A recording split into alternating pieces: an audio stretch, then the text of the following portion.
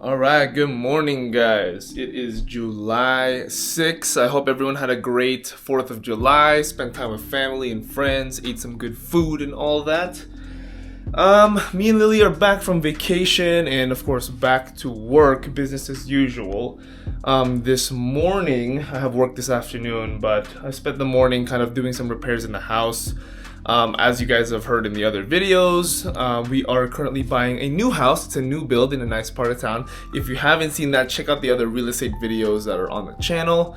But I've been doing some repairs. Long story short, the person who owned this townhouse before me straight up just DIY'd everything in the most ghetto way possible. Cheapest paints, freaking horrible finishing on stuff. So me trying to be the best landlord I can be and trying to deliver a good property for the next person to come and move in for the tenants, and I'm gonna redo a bunch of BS that the last person did.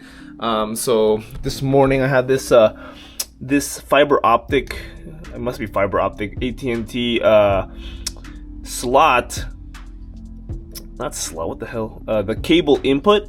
Like, the other person just straight up drilled a hole.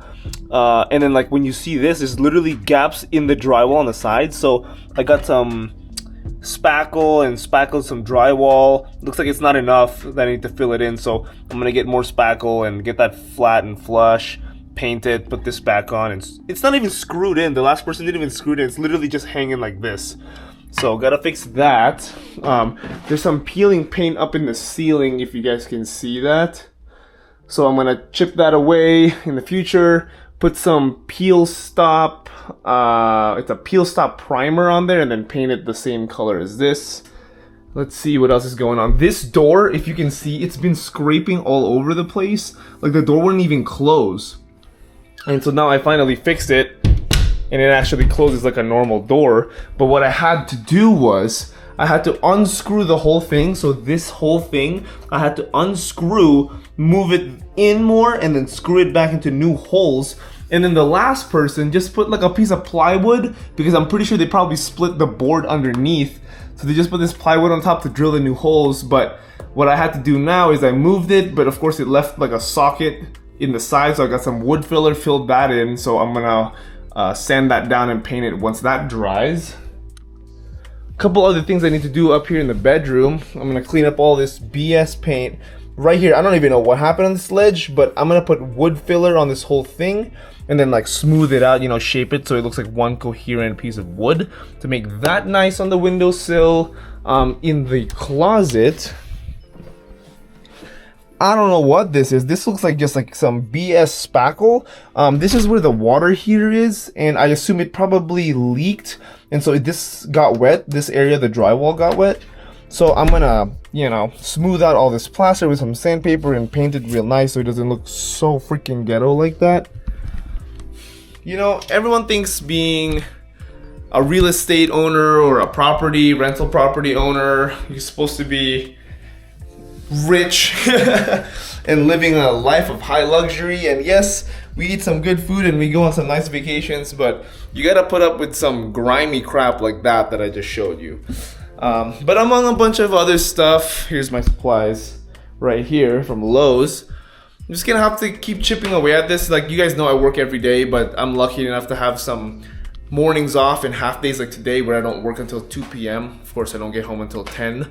But, you know, I'll use these little bits of time to be able to make little repairs.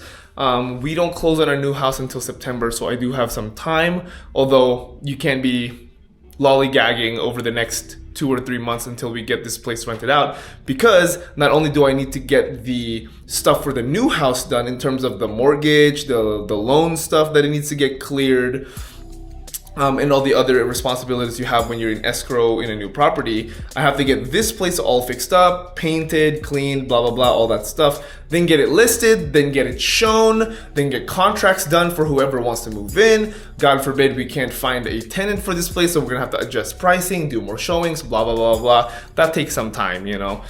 Here's another repair that I did. There's just some screw holes I had to do because whoever was here before me put just like a piece of crappy wood for the framing, and it was like literally like already coming off the side. like it was coming off like this, so I had to drill like wood screws in here just to keep the door in place, because this was like literally about to rip off, then you wouldn't be able to close the door at all.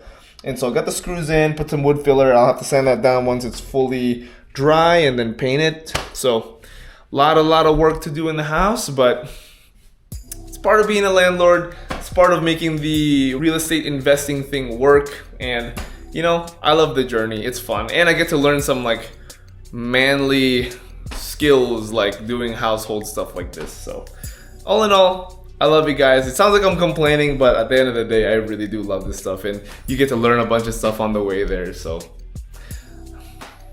I don't know if I would say I would recommend real estate investing to everybody, but I wouldn't say that it would be a mistake if you guys did it. So if you keep watching the channel, you guys are hopefully going to pick up a few things from me. Maybe I'll pick up a few things from you guys in the comment section below who are also real estate investors out there.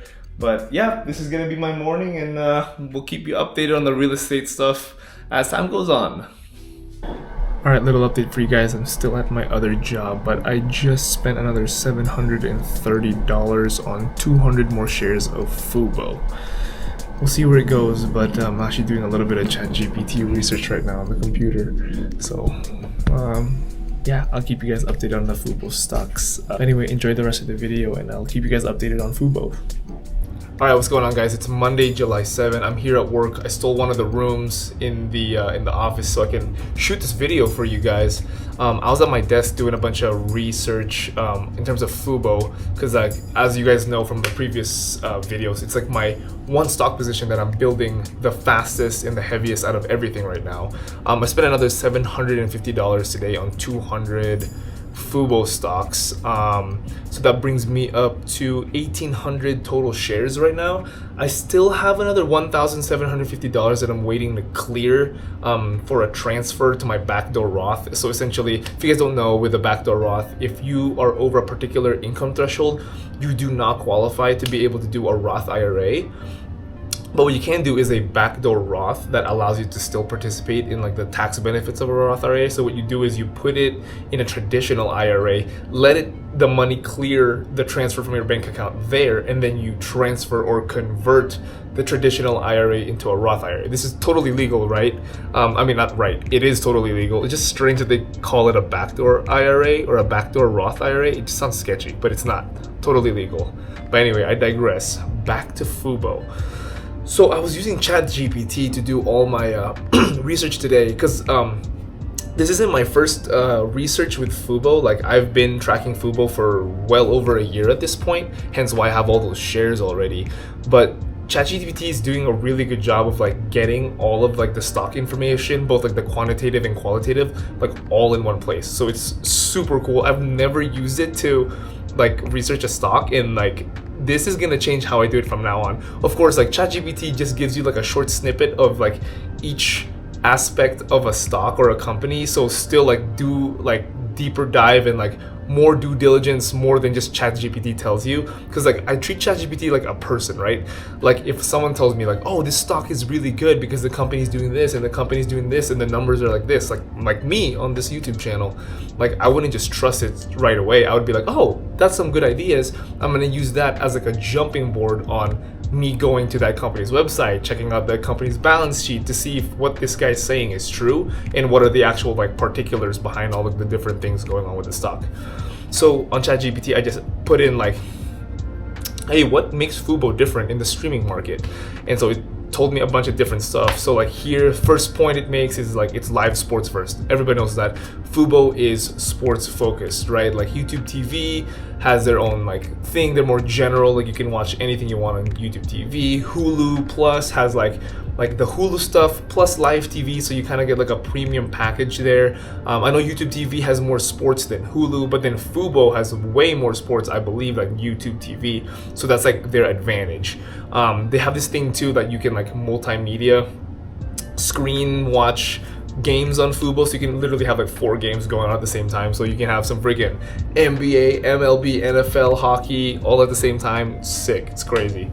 I don't use FUBO because I'm not a big sports like watching guy. Like I follow sports, like I'll follow the NBA and Shohei Ohtani, but other than that, I don't really like spend my time. It takes hours to watch a freaking like basketball or football game. Like I ain't spending hours doing that. I would just watch the ESPN top 10 on SportsCenter.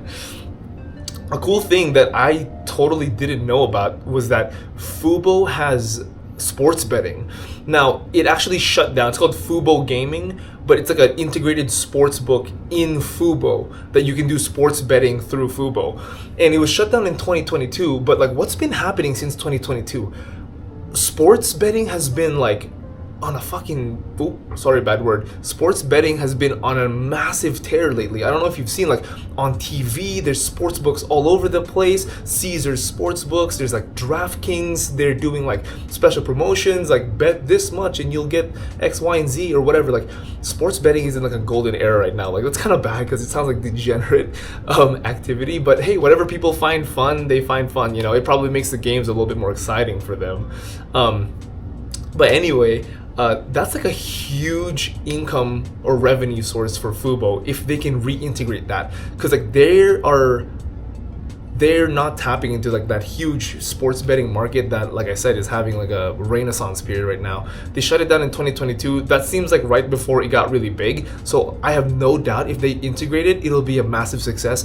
And think about this too, like FUBO, since there are like, you watch the sports through there. Imagine if there's like a click of a button, like on the side, like if you're watching an NBA game, and then this is like access FUBO Gaming, and you're like, want to bet on this game or something like that, that you can just press the middle button on your remote and it'll move the game to the side and open like a sports betting and be like, here's the available bets, and you can just like click them, like, you know, whichever one that you want to like take a side on the bet, and then you can already like just charge the betting to whatever the subscription credit card or method of payment is already on. Like that'd be crazy, like a one-click sports betting that you could integrate to watching the sports. I mean, I think they would make millions and billions on that once it scales. A couple of the things that I saw with FUBO that's pretty cool, they just had some expansions. Like looks like they're in Canada and Spain now. In terms of what markets they serve, they have Spanish packages, which is good because, I mean, you know, like people in Latin America love their sports too. They like basketball, they like baseball, soccer, of course. So like they can access all the international games, which is FUBO's really good at. It's not just US stuff, like all the different weird sports that happen international, they have access to that. So they can definitely serve Latin America, Spain, Canada, and hopefully I'll have to check if they're in the European markets, but I mean, they could absolutely serve cricket and all the other sports that they have over there. Rugby. Cool thing, I also didn't know this. FUBO has a subscription model, which is, you know, you pay to get access to FUBO and watch the games. But they also have advertising model, meaning you have free access to FUBO. You just have to watch ads, so they can make ad revenue from that, which is another great revenue source for FUBO, which is fantastic.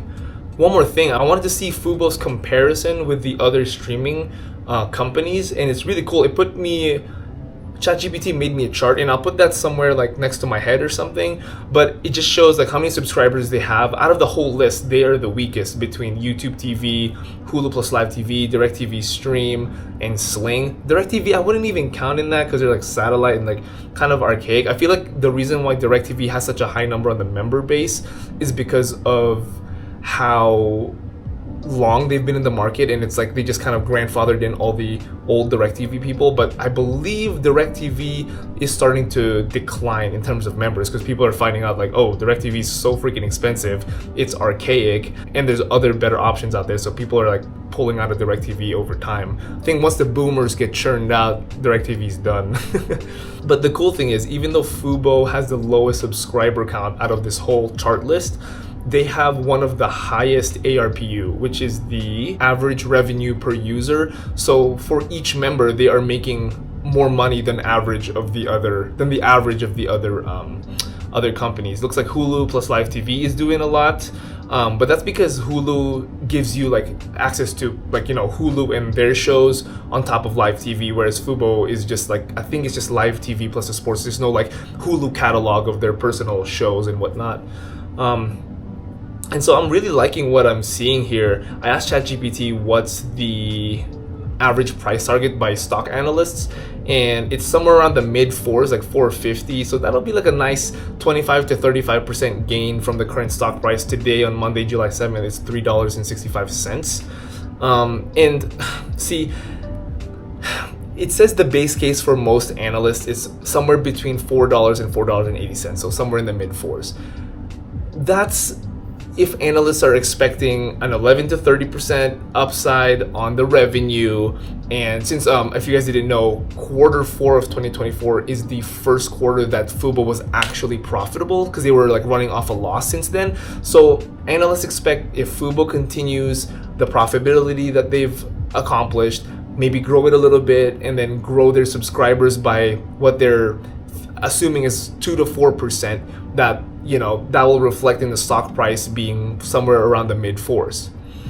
Now, one thing I think the analysts are not considering in their stock price target is the Disney acquisition of FUBO.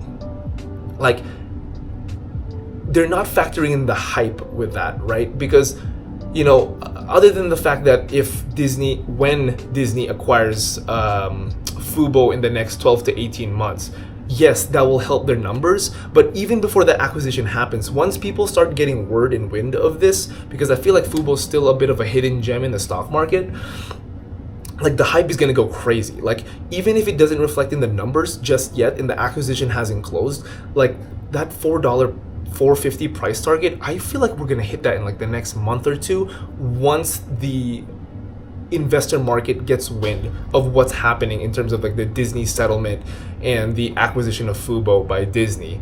So the FUBO story just keeps getting better and better, which is probably a good signifier of what stock you should be piling your money into. Like I said, this isn't financial advice. I just want to talk about like my favorite stock in the stock market right now, which is FUBO. I see such a high growth potential for this stock in so little risk. I talked about this in my last video, in my last FUBO video, but in terms of like the settlement that's going on with all the lawsuits with Disney and all the Warner Brothers and all that stuff, essentially there's two possible outcomes for FUBO in the settlement. The first and most likely to happen, and what we want to happen, is Disney acquires 70% of FUBO, and that will obviously make the stock run rampant and go to the moon.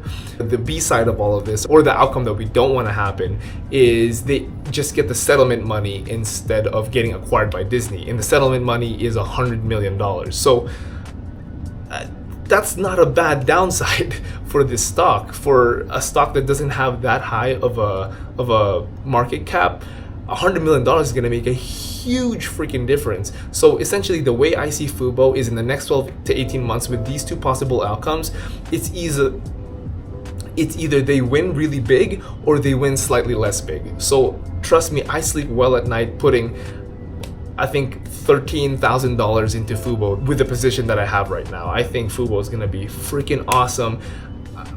5x is 100% possible for this stock in the next 12 to 18 months. I said it here, 5x is very possible in the next 12 to 18 months. Once we get good subscriber ramp, increasing subscriber count, the ARPU gets better, the Disney acquisition goes through, the market gets wind of all of this, and the overall profitability of the company just keeps getting better, which it's been getting better quarter over quarter. I think we're gonna make a lot of money on FUBO, guys. Anyway, that's my whole thing on FUBO, guys. Like and subscribe if you guys want to see more content like this. If you want to see my new beginner stock strategy video that I teach you how I tripled my money and what strategy I used for that, I'll link it in the description below, or you can go to the channel. It's called Noob Stock Strategy, that helped me triple my money, which I did. You can check that out in the channel. But otherwise, guys, let me know what you guys think of FUBO stocks, what other stocks you see that have like a 5x potential like FUBO, and why, so I can kind of take a look at it and invest in it if it's a pretty good opportunity. Otherwise, guys, take care. Do your due diligence, look into your stocks, don't just take my word or anyone's word as the word of God, and most importantly, let's make some money.